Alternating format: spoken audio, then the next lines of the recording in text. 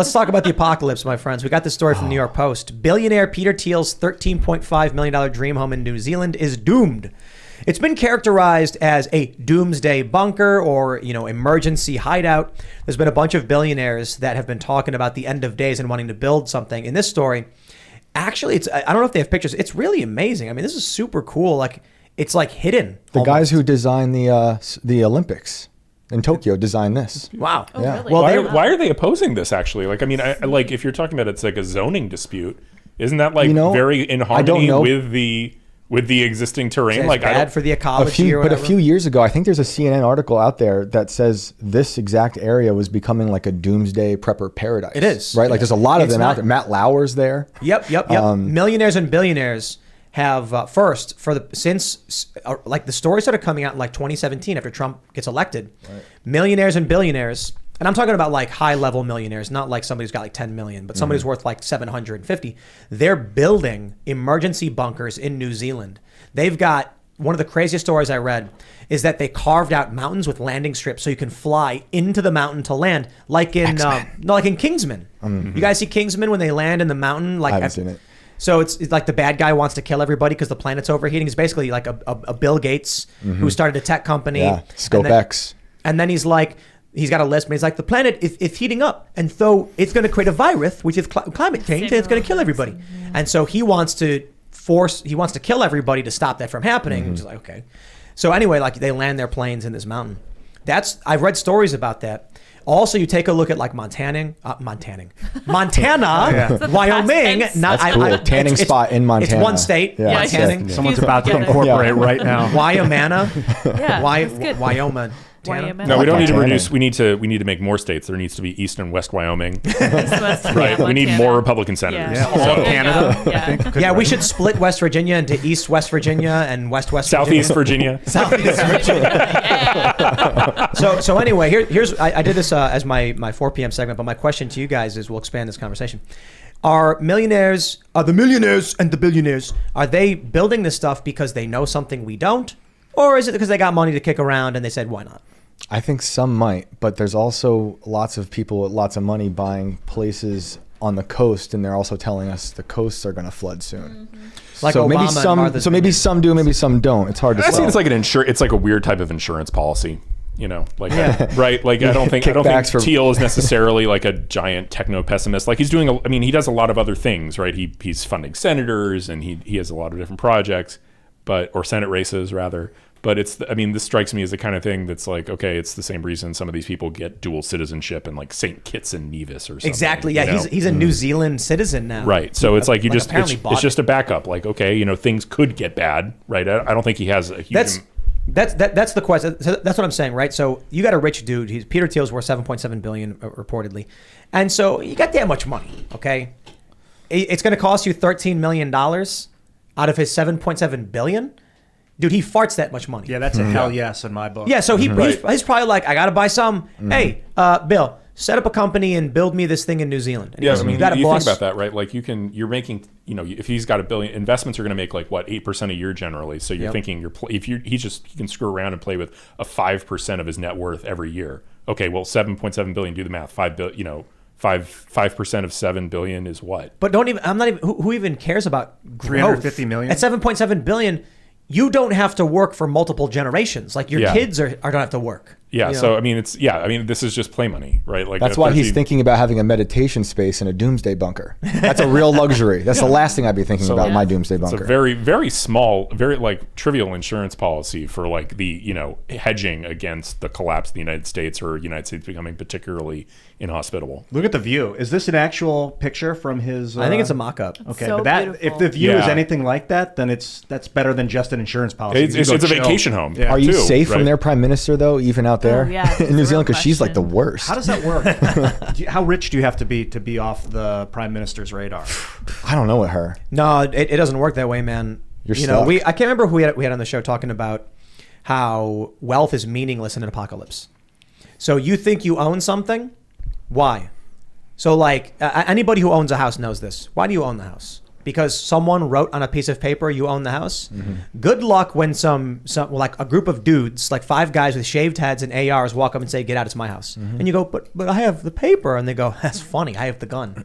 So when the apocalypse happens and there's nobody to call, he can set this up. That's great.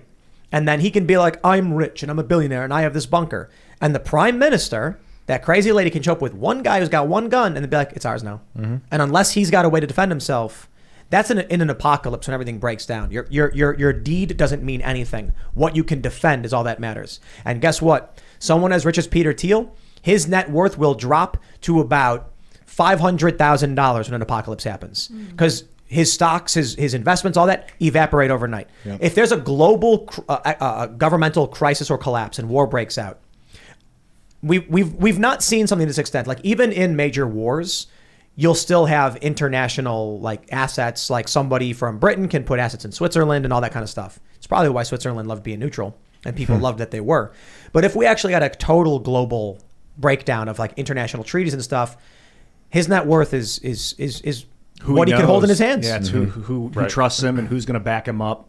That's a big part of it. Maybe crypto. Well, that's why you try and buy a place in New Zealand. You think New Zealand? I mean, New Zealand is super remote, right? Like the nearest place you can fly to is Australia, and it's a 3 or 4 hour flight across. It's thousands of miles. Yeah, and maybe he's banking in the apocalypse. The prime minister just means nothing anyway. Right. Like so, he's just okay. Yeah, I'll go to my. I mean, and I think the odds of a universal global apocalypse seem low, right? I think again, you're hedging against a United States collapse. Okay. Right. You know. Yeah, man. St. Kitts and Nevis, I think it costs $50,000 to be a citizen.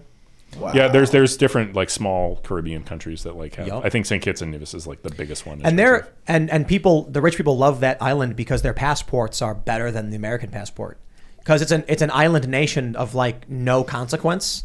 So their passports are basically accepted everywhere because every country knows you're a rich dude who's just going to come and spend money in your country. So like, oh whatever, I don't care. Yeah. Wow. Yeah. So you can basically, I've never actually researched this, but I've had friends tell me about people that you go there, you give them $50,000 and they hand you your passport, you're a citizen. Do you guys have dual citizenship or multi-citizenship? I have dual anywhere? citizenship. Where's your Germany. Really? When you get it? So I'm half Jewish, right? And my grandmother had to leave Germany in I don't remember, I forget, is it 38? I think she left really very late. Oh wow. And so the German government has a program for people who, like, in their view, would have been born in Germany or would have been German descendants, but for the Nazis, that they can apply for German citizenship for relatively cheap, like a couple grand or something. There's actually a bunch of countries that do things like that regardless of displacement. Like if you are the grand son or daughter of someone who is a citizen who like emigrated, you can apply and Right. get. So, I think in South Korea you can get a B visa if you're the grandson or daughter of a Korean citizen. Yeah, my wife could do that with Greece because Yeah. her dad's from Greece. So she hasn't, but she could. Well, I mean, do it. that's her dad. Yeah. So like that feels kind of like it should be that way. Closer, yeah. But even a grandparent, I kind of feel like Yeah. is an extension. Yeah, right. of Yeah, Definitely. my grandmother was a German citizen before she fled, right? So, that's and I mean, honestly, it's not really that valuable in the sense of, I mean, well, when I go to Europe, I get to go through the short line if I have my passport with me. And conceivably, if I wanted to go work in the EU, that would Other countries though, like what about Iran? I don't know. I mean, it might be easier for countries that have a particularly hostile relationship with the United States. Like I think German passports can get into Iran when United States passports can't. What was the story with your grandma bailing? She was full Jewish in 1938 Nazi Germany. Their family had plenty of. I don't know I actually don't know the story of exactly how she got out, but I assume it's one of those like she managed to cross the border or she flew. 38. 30. I think at 38. It might be 36, but I think 38. I'll check with my mom. But yeah, I mean, it's a simple, that's actually not an uncommon story where, her family at the time had, businesses and, a reasonable amount of money and they just abandoned it all, showed up penniless in the United States. This is just before the war. Yeah. Was she there for Crystal Knocked? I would think that was so. in 38. Yeah, I would think so. I think that's... And that was like a, hey, maybe we should get out of here kind of moment. Right. Yeah, she would have been only about 20, right? Or 20. Like she was pretty young. I think she was born in like 1919 maybe. So she would have been very young, but she, or maybe even younger. It was Kristallnacht was 9th and 10th of November, 1938. Okay, so maybe before that then. I don't know, but like I know that she got out pretty late, and it was that's still, I still like, it's funny. Essentially, I think most of that generation of my family has passed at this point. This is the crazy thing, right? Your grandmother got out before these violent attacks and stuff like that. I think so. And I wonder, I don't want to compare what's happening in the United States to directly to a lot of these other countries and other historical moments, because history doesn't repeat, it rhymes. But I wonder if, looking at the Summer of Love with around 30 deaths, billions of dollars in damage, and mass rioting from far left ideological extremists, I don't think is as bad as what this was. This was seriously crazy. But I'm wondering if we're getting to that point where people are going to start being like, hey, maybe we should move from here. And I'll put it this way. I left New York to South Jersey, left South Jersey to West Virginia because seeing the increasing violence.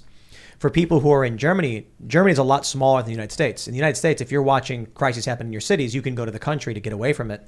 But I'm kind of wondering, with the trajectory we're on right now, this is the crazy thing, right? Report from Real Clear Investigations. The FBI team that led the raid on Trump's house was the same team that led the Russia collusion investigation, the hoax. So this sounds outright like a rogue conspiracy or something like that.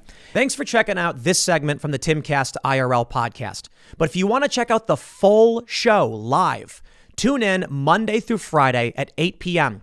And if you want more special access content, head over to timcast.com and become a member.